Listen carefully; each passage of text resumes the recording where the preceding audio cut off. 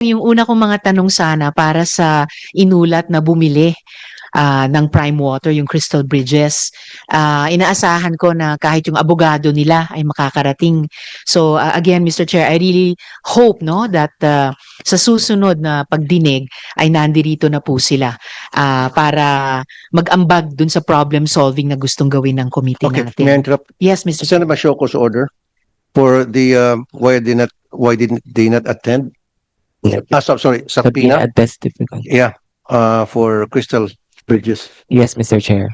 We will. for the next hearing. Yes po. Thank you. Sorry for the interruption. It's Go all ahead. right, Mr. Chair. Senator Salamat po. So yung mga unang tanong ko na lang ngayong umaga para sa Local Water Utilities Administration. So Administrator Salonga, inutusan po ni Presidente kayo na gawa ng solusyon yung krisis na to. Pero hanggang sa ngayon, parang blind item pa rin po kung ano yung maaring mga solusyon at mga original proposals ng administration, ng LUWA. Nakita po natin yung opinion ng Office of the Government Corporate Council na sa ilalim ng Section 61E ng PD 198, may kapangyarihan ang LUWA na mag-take over ng mga water districts kapag may operational default tulad ng mataas na water loss o kapabayaan sa serbisyo. So, sa dami po ng gulo ngayon, ano ba ang mga options na nakikita ninyo, Mr. Chair? Mr. Chair, Madam Senator, let me just tackle first yung OGCC opinion regarding that matter under PD 198. Actually, ma'am, yan yung nilalaban namin. May ibang mga water districts nang ayaw sumunod. O iba as much as 50% non-revenue water na.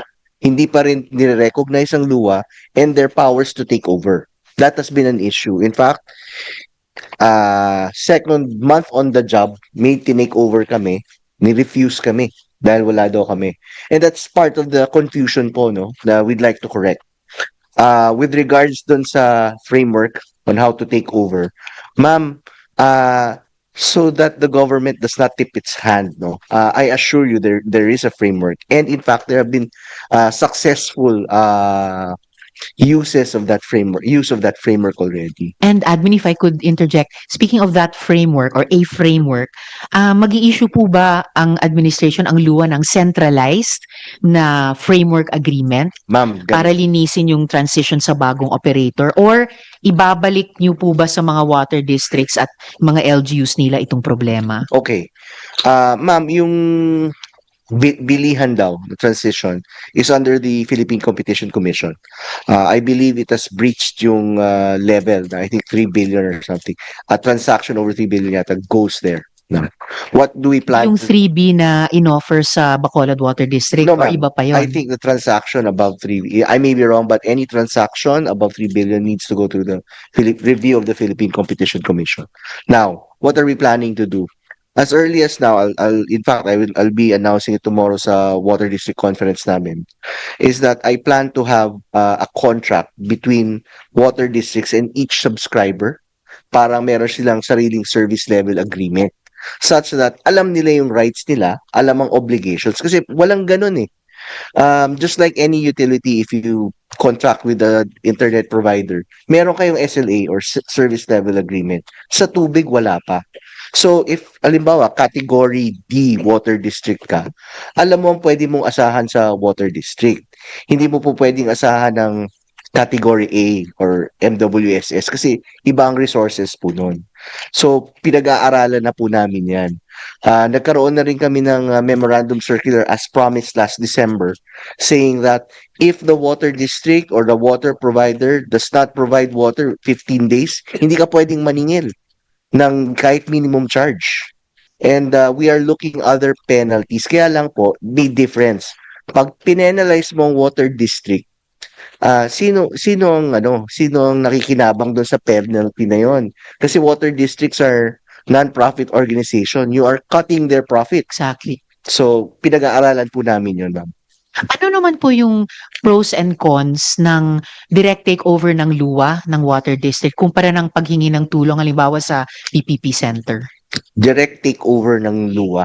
Kung direct LUWA takeover, ng districts kumpara sa pagtulong ng PPP Mr. Center? Chair, Madam Senator, ang issue is that kukulangin kami sa tao to take over all of those water districts.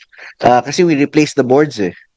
So, ang dami po nun. 77 times 5. Baka kulang ang tao ng luwa. Pati janitor namin nagte-take over na doon.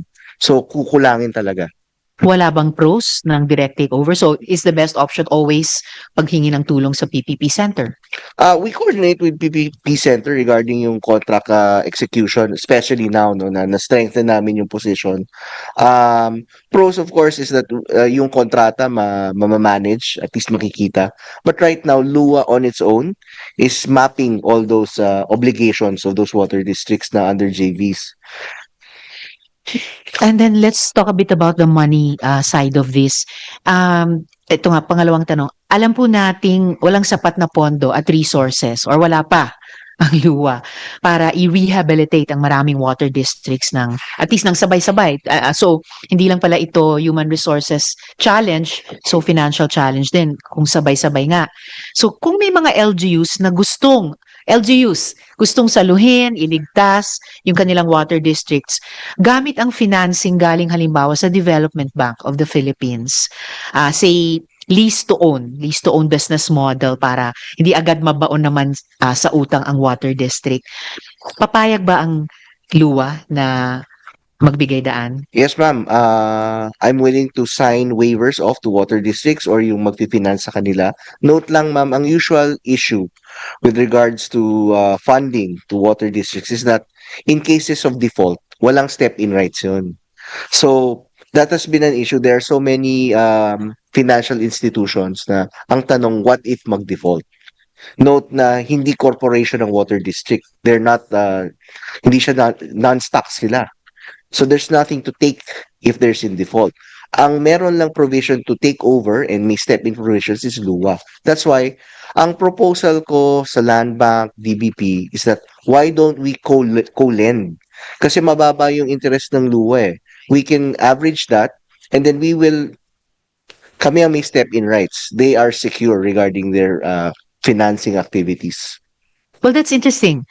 In a way, it sounds like a way na paghatian yung trabaho, yung exposure or risk, tapos yung responsibilidad kapag nga kinakailangan na may entity na magsi-step in or magte-take over. Mr. Chair, Madam Senator, actually it's a way of multiplying the resources that we have. Konti lang naman yung resources namin eh. Pero with that kind of an agreement, baka madoble ang possible double or triple.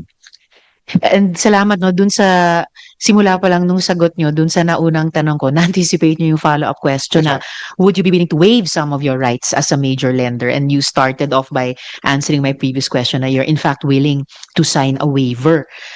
So as a major lender under the financial assistance contract, willing po kayo mag-sign ng waiver para makapasok ang DBP at makapasok din ng LGU sa emergency na to kasi baka may ibang financial sources ng LGU bukod pa sa DBP. Yes, ma'am. No problem. Lalagyan lang natin ng framework yan. Kasi sometimes, water districts have loans in sa LUA. Ma-recognize lang ang senior debt, di ba? Para malaman kung ano ang priority of obligations.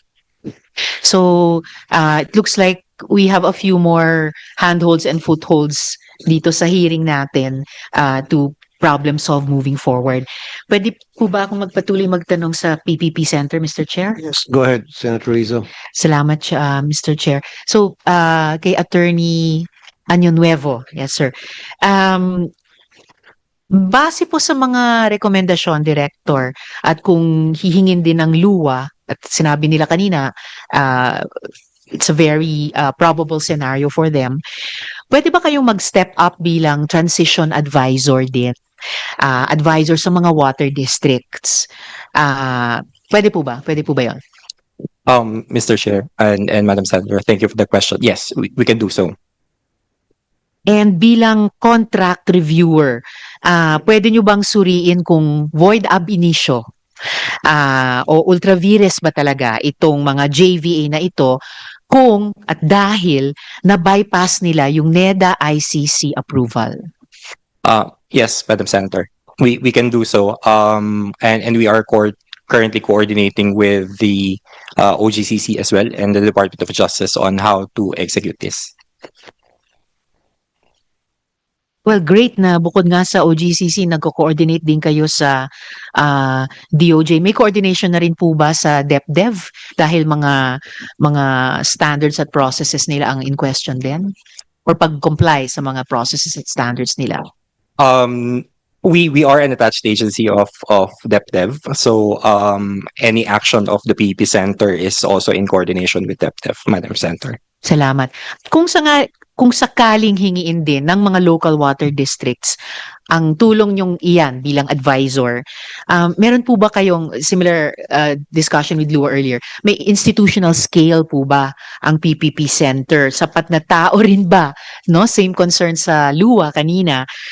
Itong scale at yung tao para alalayan yung na nga napakaraming water districts sa napakakomplikadong transition o hiwalayan o pagpapatuloy ng relasyon na ito. Thank you for the question, Madam Senator.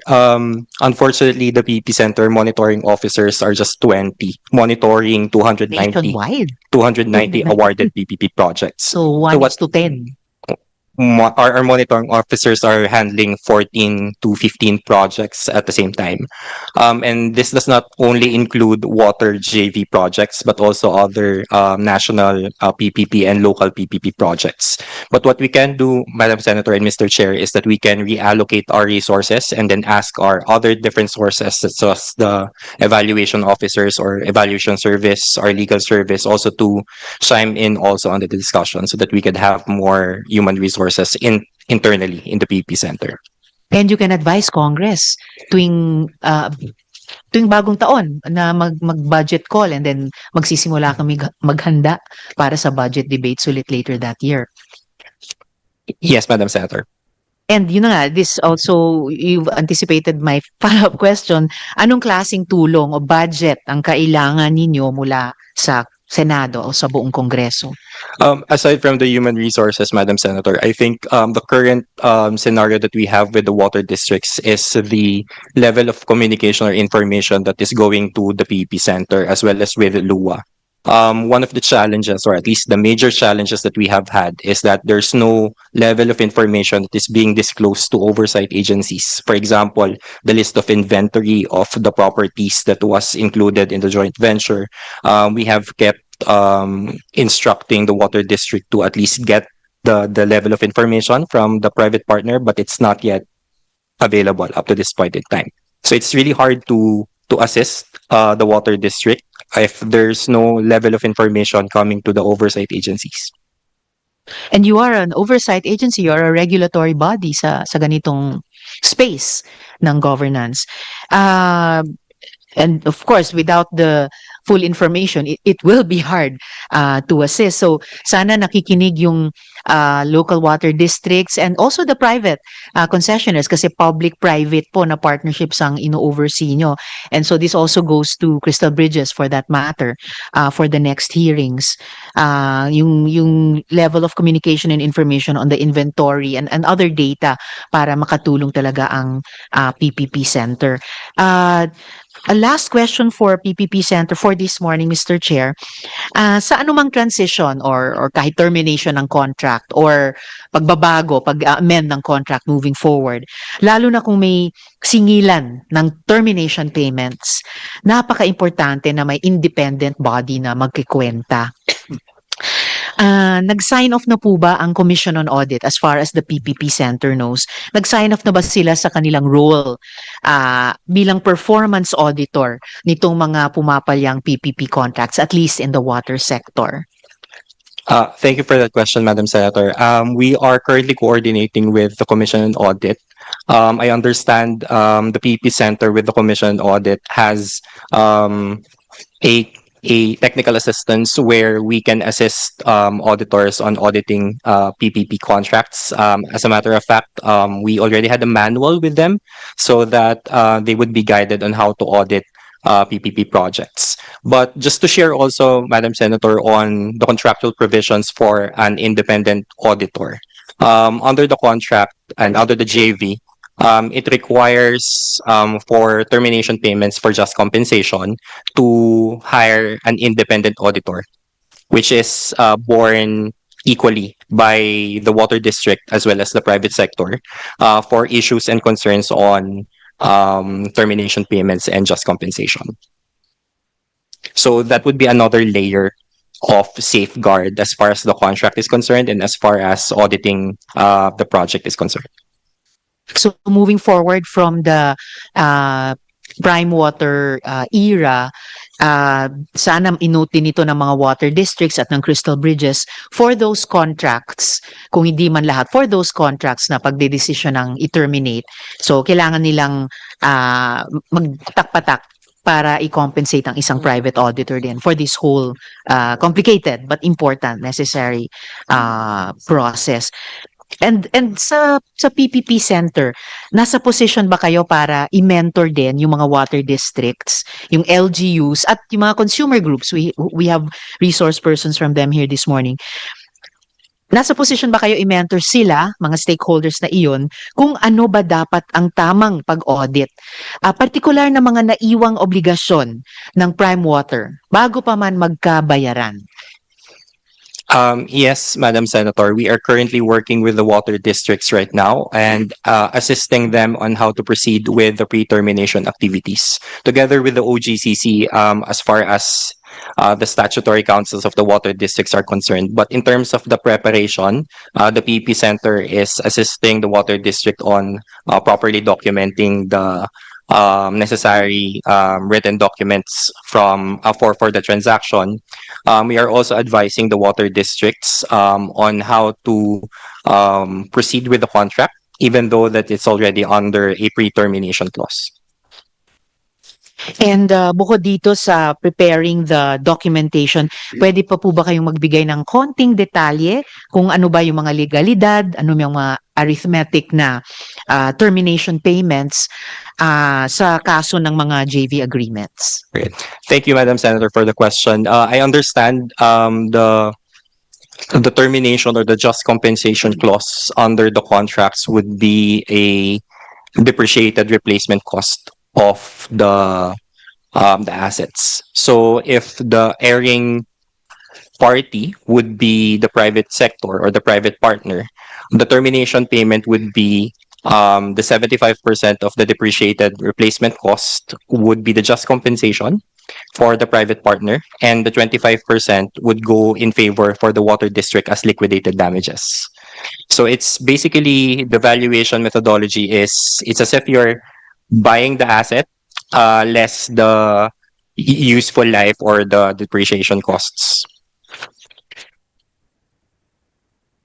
So asset ang kinoconsider na binibili dito, hindi lang for example stocks. So Yeah. asset talaga. That's With all of its good and bad stuff. That's based on the contract, Madam Chair. But just to share also in the PEP projects that we have a governing board guidelines on the principles on how to structure and properly structure termination payments. So it would be dependent on who faulted the or at least the reason for the termination, and the parametric formula is based on that cause. Salamat. Yung last question ko sana, Mr. Chair, ay precisely sa Crystal Bridges kahit man lang sa abogado nila. So, I will just reserve it for the next hearing. Pero lastly, dahil nabanggit na rin ng ni Director mula sa PPP Center, something about this, yung isang gusto kong mapag-isipan at mapag-usapan with Crystal Bridges in the next hearing would include anong klasing term ang gagamitin sa paghihiwalay, at least dun sa mga water districts na magdedesisyon na maghiwalay. Sa business world, termination for convenience ba? Or managed surrender ba? Or iba pa? Kasi depende sa kung ano yung mapagkakasunduan at susundin talaga, dun din ikikwenta yung mga usaping kaperahan. Oo, which are important not only to private concessionaire sa sustainability ng enterprise niya. But of course, most of all, yung financial survival and potential success ng mga local water districts and even the local government units na maaring mag-partner sa kanila moving forward. So maraming salamat muli, Director Año Nuevo and Administrator Salonga. Maraming salamat, Mr. Chair. I will hold my questions for Crystal Bridges sa Next hearing. susunod na pagdinig. Salamat, Mr. Chair.